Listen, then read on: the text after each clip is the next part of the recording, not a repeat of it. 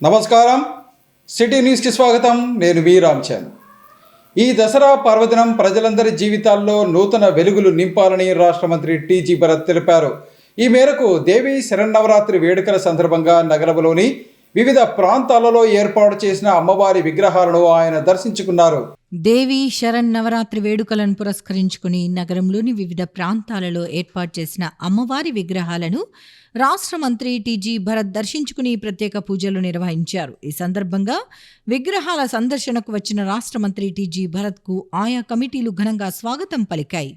TGV group సంస్థల సహకారంతో నగరంలోని వివిధ ప్రాంతాలలో మట్టితో చేసిన అమ్మవారి విగ్రహాలను ఏర్పాటు చేసి 9 రోజుల పాటు పూజా కార్యక్రమాలను నిర్వహిస్తున్నారు.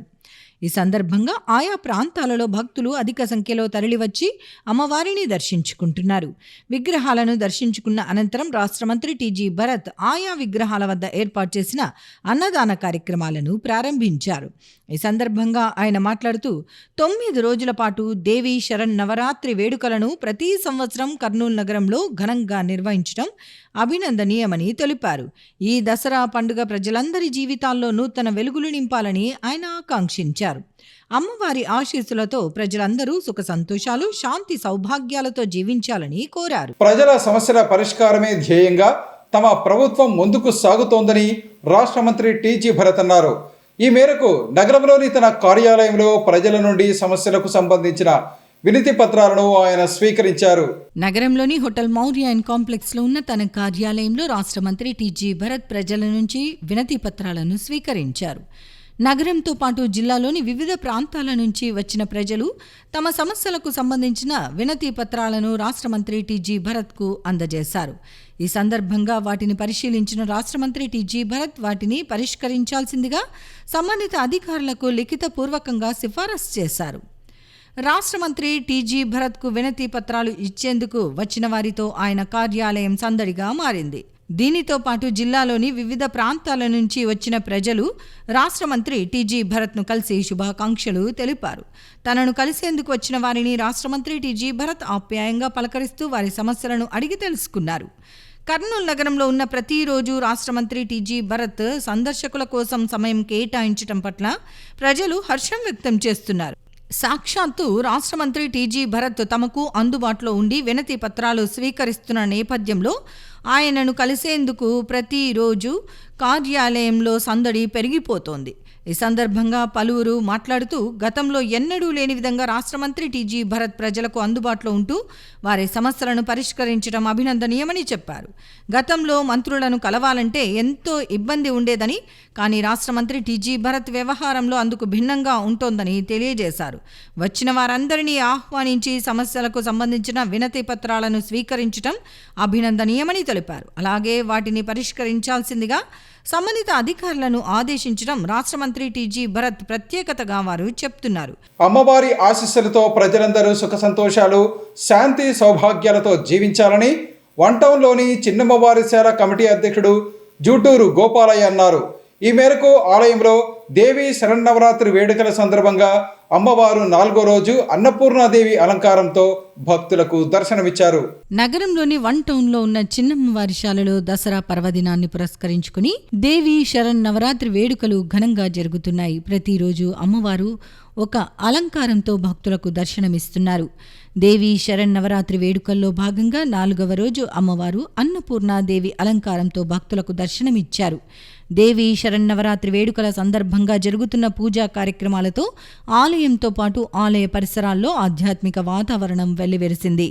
దేవీ శరన్నవరాత్రి వేడుకలను పురస్కరించుకొని ప్రతిరోజు అమ్మవారికి అభిషేకాలు, కుంకుమార్చన, ఫలాహారం తదితర కార్యక్రమాలను నిర్వహిస్తున్నట్లు ఆలయ కమిటీ అధ్యక్షుడు జూటూరు గోపాలయ్య తెలిపారు. ఈ ఆలయాన్ని నిర్మించి 50 సంవత్సరాలు అవుతోందని, గత 50 సంవత్సరాలుగా ఆలయంలో దేవీ శరన్నవరాత్రి వేడుకలను ఘనంగా నిర్వహిస్తున్నట్లు వివరించారు. చిన్నమ్మవారిశాలలో జరిగే దేవీ శరన్నవరాత్రి వేడుకల్లో భక్తులు పాల్గొని అమ్మవారి కృపకు పాత్రులు కావాలని ఆయన కోరారు. వాళ్ళు మొక్కుకొని వాళ్ళ కోరికలు తీర్చుకుంటున్నారు. ఈ ప్రతిరోజు కూడా అమ్మవారికి అన్ని విధాల వైభవంగా జరుగుతున్నాయి. కర్నూలులో మాత్రము చిన్నమ్మవారిశాలలో ఇది అందరికీ భక్తులకు తెలియపరుస్తున్నాము.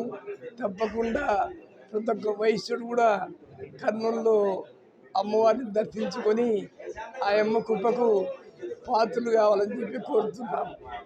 రాష్ట్ర ప్రభుత్వం పదవీ విరమణ పొందిన ఉద్యోగులకు సంబంధించి రావాల్సిన ప్రయోజనాలను వెంటనే చెల్లించాలని ఏపీ జేఏసీ అమరావతి రాష్ట్ర అధ్యక్షుడు బొప్పరాజు వెంకటేశ్వర్లు కోరారు. ఈ మేరకు నగరంలో జరిగిన విలేకరుల సమావేశంలో ఆయన మాట్లాడారు. నగరంలో జరిగిన విలేకరుల సమావేశంలో ఏపీ జేఏసీ అమరావతి రాష్ట్ర అధ్యక్షుడు బొప్పరాజు వెంకటేశ్వర్లు మాట్లాడుతూ పదవీ విరమణ పొందిన ప్రభుత్వ ఉద్యోగులకు రావాల్సిన ప్రయోజనాలపై రాష్ట్ర ప్రభుత్వం దృష్టి సారించాలని విజ్ఞప్తి చేశారు. 2022వ సంవత్సరం నుంచి పదవీ విరమణ చేసిన ప్రభుత్వ ఉద్యోగులకు అందాల్సిన బెనిఫిట్స్ అందటం లేదని, వాటిని అందజేసి వారిని ఆదుకోవాలని కోరారు. తమకు రాష్ట్ర ప్రభుత్వంపై పూర్తి స్థాయి నమ్మకం ఉందని, తమ సమస్యలను పరిష్కరిస్తారన్న విశ్వాసాన్ని వ్యక్తం చేశారు. గత ప్రభుత్వంలో జీతాలు ఎప్పుడు వస్తాయో తెలియక ప్రభుత్వ ఉద్యోగులు ఎన్నో ఇబ్బందులను ఎదుర్కొన్నారని, చివరకు ఇంటి అద్దెలు చెల్లించలేని దుస్థితిలో ప్రభుత్వ ఉద్యోగులు ఉన్నారని వివరించారు. కానీ ప్రస్తుతం అధికారంలో ఉన్న కూటమి ప్రభుత్వం తమకు 1వ తారీఖు వేతనాలు చెల్లిస్తూ గౌరవాన్ని నిలబెట్టిందని చెప్పారు. సాక్షాత్తు రాష్ట్ర ముఖ్యమంత్రి నారా చంద్రబాబు నాయుడు అసెంబ్లీ వేదికగా రాష్ట్ర ప్రభుత్వ ఉద్యోగులకు 22,000 కోట్లకు పైగా బకాయిలు చెల్లించాల్సి ఉందని ప్రకటించారని వివరించారు. రాష్ట్ర ఆర్థిక పరిస్థితి నేపథ్యంలో ప్రభుత్వం ఒకేసారి అంత మొత్తాన్ని చెల్లించలేదని, విడతల వారీగా వాటిని చెల్లించాలని విజ్ఞప్తి చేశారు. గతంలో కరోనా సమయంలో తాము ప్రభుత్వానికి పూర్తిగా సహకరించామని వివరించారు. ఇటీవల వరదల సమయంలో కూడా ప్రభుత్వానికి ప్రభుత్వ ఉద్యోగులు సహకరించిన విషయాన్ని గుర్తు చేశారు. రాష్ట్ర ప్రభుత్వ ఉద్యోగుల సమస్యల పరిష్కారానికి ప్రభుత్వం చర్యలు తీసుకోవాలని కోరారు. నూతనంగా ఏర్పడ్డటువంటి కూటమి ప్రభుత్వం మీద ఉద్యోగులకి చాలా ఆశలున్నాయి. గత ప్రభుత్వ హయాంలో మా పిఆర్సీని కూడా రివర్స్ పిఆర్సీలో తీసుకున్నటువంటి నేపథ్యంలో ఈ ప్రభుత్వం మీద చాలా ఆశలు పెట్టుకున్నారు ఉద్యోగులు. దానికి అనుగుణంగానే ఏదైతే కనీసం 1వ తారీఖున జీతాలు తీసుకోలేని పరిస్థితుల్లో గత ప్రభుత్వ హయాంలో కనీసం మా ఇంటి అద్దెలు కానీ, లేదా పిల్లల చదువుల కోసం సకాలంలో కానీ, లేదా సరుకులు తెచ్చుకోవడానికి కూడా సకాలంలో డబ్బులు ఉన్నటువంటి పరిస్థితి కాదు. ఏ రోజు వస్తుందో తెలియక మాకు అప్పులు కూడా ఇచ్చే పరిస్థితి ఉండేది కాదు గతంలో. అటువంటిది గౌరవ ముఖ్యమంత్రి గారు అధికారంలోకి రాగానే టంచనుగా 1వ తారీఖు జీతాలు, పెన్షన్లు వేస్తూ మా ఉద్యోగుల ఆత్మ గౌరవాన్ని, ఆత్మాభిమానాన్ని కాపాడినందుకు ఏపీ జేఏసీ అమరావతి పక్షాన వారికి ధన్యవాదాలు తెలియజేస్తా ఉన్నాం. ఈ సందర్భంగా దాదాపుగా గౌరవ ముఖ్యమంత్రి గారే ప్రభుత్వం పక్షాన ఇటీవల జరిగిన అసెంబ్లీ సందర్భంగానే దాదాపు 22,000 కోట్ల పైచిలుకు రాష్ట్ర ప్రభుత్వ ఉద్యోగులకు చెల్లించాల్సిన బకాయిలు ఉన్నాయని అసెంబ్లీలోనే స్వయంగా ప్రకటించడం జరిగింది. ఇంకా ఎక్కువగా తగ్గదు. అయితే ప్రస్తుతం ఉన్నటువంటి పరిస్థితులు కూడా మేము అర్థం చేసుకోగలం. ప్రభుత్వానికి గతంలో సహకరించాం, ఇప్పుడు కూడా సహకరిస్తున్నాం. గతంలో ప్రకృతి వైపరీత్యాలు వచ్చినప్పుడు కానీ, కరోనా మహమ్మారి లాంటి భూతం ప్రపంచవ్యాప్తంగా గడగడలాడించిన పక్షంలో ఆంధ్రప్రదేశ్లో కూడా ప్రభుత్వ ఉద్యోగులుగా 2 రోజుల వేతనం ఇవ్వటమే కాదు, మేము జీతాలు కూడా వాయిదాలు వేసుకున్నటువంటి ప్రభుత్వ ఉద్యోగులు. ఇటీవల వరదల సందర్భంగా కూడా మరి గౌరవ ముఖ్యమంత్రి గారు 7 వయసు దాటి ఆయనంత కష్టపడుతుంటే మేము కూడా ఉద్యోగులుగా ప్రత్యక్షంగా సంఘాల పక్షాన సహాయ సహకారాలు వరద బాధితులకు చేయటమే కాకుండా అదనంగా ఒకరోజు ఏదైతే మా బేసిక్ పేను కూడా రాష్ట్ర ప్రభుత్వ ఉద్యోగుల పక్షాన అందరూ ఇంక్లూడింగ్ పోలీస్ శాఖ, ఆర్టీసీ కూడా కలిపి సుమారుగా 130 కోట్ల దాకా మేము ఇచ్చిన సందర్భం కూడా ఈ సందర్భంగా గుర్తు చేస్తున్నాను. వాళ్ళు ఏదో ఒక వచ్చిన డబ్బుల్ని 6 నెలలకు ఒకసారి, సంవత్సరానికి 2 సార్లు వస్తాయి వాళ్ళకి, ఏదో ఒక దానికి కుటుంబ అవసరాలకు వాడుకుంటారు. అటువంటిది కూడా లేని పరిస్థితుంది. వీటికి ప్రాధాన్యత ఇచ్చి ముందు తక్షణమే కనీసం వాళ్ళకి పోలీసు వాళ్ళకి దసరా కన్నా అనౌన్స్ చేస్తారని ఎదురు చూస్తూ ఉన్నారు. అవన్నీ ఇవ్వండి.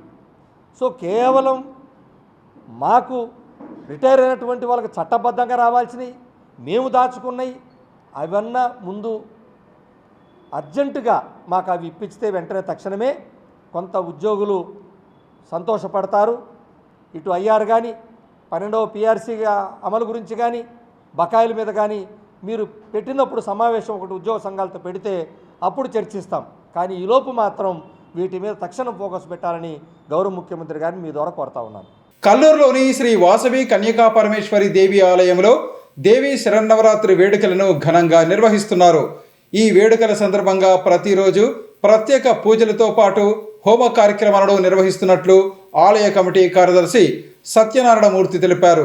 కల్లూరులోని శ్రీ వాసవి కన్యకా పరమేశ్వరి దేవి ఆలయంలో దసరా పండుగను పురస్కరించుకుని దేవి శరణ్ నవరాత్రి వేడుకలను ఘనంగా నిర్వహిస్తున్నారు. గత 17 సంవత్సరాలుగా ఈ ఆలయంలో దేవి శరణ్ నవరాత్రి వేడుకల సందర్భంగా ప్రత్యేక పూజా కార్యక్రమాలను నిర్వహిస్తున్నారు. ఇందులో భాగంగా ఈ ఏడాది 9 రోజులలో 3 రోజుల పాటు చండీ హోమాన్ని నిర్వహిస్తున్నారు. దేవి శరణ్ నవరాత్రి వేడుకల్లో కల్లూరుతో పాటు కర్నూలు నగరంలోని వివిధ ప్రాంతాల నుంచి భక్తులు అధిక సంఖ్యలో తరలివచ్చి అమ్మవారిని దర్శించుకుంటున్నారు. దేవి శరణ్ నవరాత్రి వేడుకల సందర్భంగా భక్తులకు ఎలాంటి ఇబ్బందులు కలగకుండా ఆలయ కమిటీ ఆధ్వర్యంలో ప్రత్యేక చర్యలు తీసుకున్నారు. ఈ సందర్భంగా ఆలయ కమిటీ కార్యదర్శి మాట్లాడుతూ ఆలయంలో దేవి శరణ్ నవరాత్రి వేడుకలను ఘనంగా నిర్వహిస్తున్నామని వివరించారు. ప్రతిరోజు హోమ కార్యక్రమాలను నిర్వహిస్తున్నామని, అలాగే అమ్మవారికి ప్రత్యేక పూజా కార్యక్రమాలను నిర్వహిస్తున్నామని తెలిపారు. ఇక ఆలయ అభివృద్ధి విషయాన్ని ప్రస్తావిస్తూ రాజ్యసభ మాజీ సభ్యులు టీజీ వెంకటేష్ ఇచ్చిన నిధులతో వాసవి సేవా ట్రస్ట్ ఆధ్వర్యంలో శ్రీ టీజీ లక్ష్మీ వెంకటేష్ వాసవి మహిళా శిక్షణా కేంద్ర భవనాన్ని నిర్మిస్తున్నామని వివరించారు. ఈ భవన నిర్మాణం త్వరలోనే పూర్తి అవుతుందని, రాజ్యసభ మాజీ సభ్యులు టీజీ వెంకటేష్ చేతుల మీదుగా దానిని ప్రారంభించి కార్యక్రమాలు మొదలు పెడతామని తెలియజేశారు. 9 రోజులలో 3 రోజులు చండీ హోమ కార్యక్రమాలు కూడా నిర్వహించుచున్నాము. ఈరోజు చండీ హోమము యాగశాల యందు జరుగుతూ ఉన్నది. తదుపరి ఈ సంవత్సరము మేము డెవలప్మెంట్లో భాగంగా టీజీ వెంకటేష్ గారు గత దసరా నవరాత్రి ఉత్సవములలో వాగ్దానం చేసిన మేరకు మాకు ఫండ్స్ ఇవ్వడం జరిగింది. దానికి సంబంధించిన బిల్డింగు మేము తయారు చేయడం జరుగుతూ ఉన్నది. టీజీ లక్ష్మీ వెంకటేష్ వాసవి మహిళా శిక్షణా కేంద్రం అని దానికి నామకరణంగా చేసుకుని ఉన్నాము. వాసవి సేవా ట్రస్ట్ అనేది ఒకటి స్థాపించి దాని ద్వారా ఆ కార్యక్రమాలను ముందుకు తీసుకెళ్ళడానికి నిర్ణయించుకున్నాము.